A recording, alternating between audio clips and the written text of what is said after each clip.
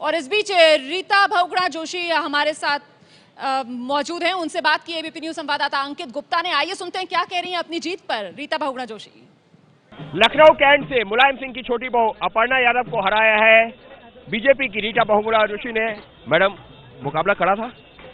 हमको तो कभी नहीं लगा, क्योंकि जनता का विश्वास था और मोदी जी की लहर थी। मुझे मालूम था कि वो ऊंचाई से चुनाव लड़ रहे हैं, पैसा रसूख परिवार के नाम पे लड़ रहे हैं, प्रशासन का दुरुपयोग करके लड़ रहे हैं।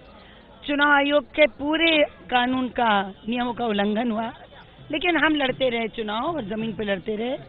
तो मोदी जी के प्रति लोगों की आस्था, भारतीय जनता पार्टी की अपनी साख और मेरी मेहनत पिछले 5 सालों की, ये सब मिलजुल कर इस जीत में परिणित हुई है।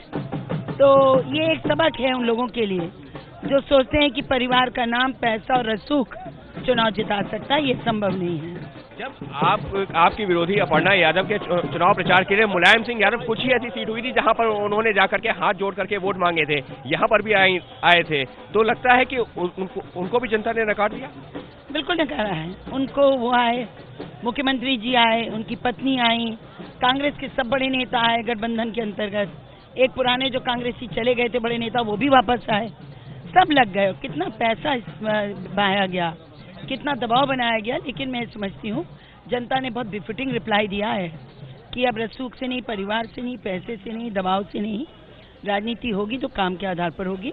लेकिन मोदी जी में लोगों को विश्वास है और मैंने जो मेहनत अपने क्षेत्र में की है उसका बदला इतनी जबरदस्त जीत के रूप में जनता ने मुझको दिया है। 37,000 के आसपास वोटों से जीती हूँ।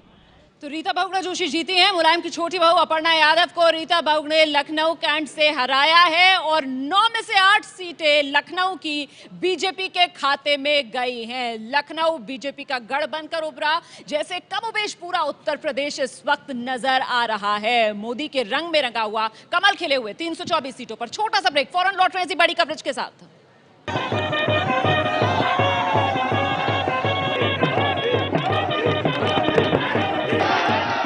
11 मार्च को 1:45 बजे तक नई सरकार की खबर आ जाएगी। ये विजय की होली होगी।